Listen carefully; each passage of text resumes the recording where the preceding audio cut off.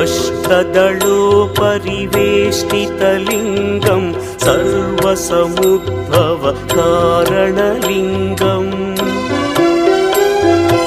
अष्टदरिद्र्यविनाशनलिङ्गं तत्प्रणमामि सदा शिवलिङ्गम्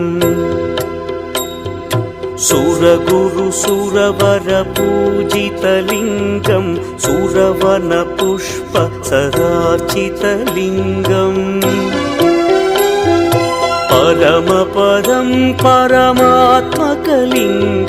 तत्प्रणमामि सदा शिवलिङ्गम् लिङ्गाष्टकमिदं पुण्यं यः पठेच्छिवसन्निधौ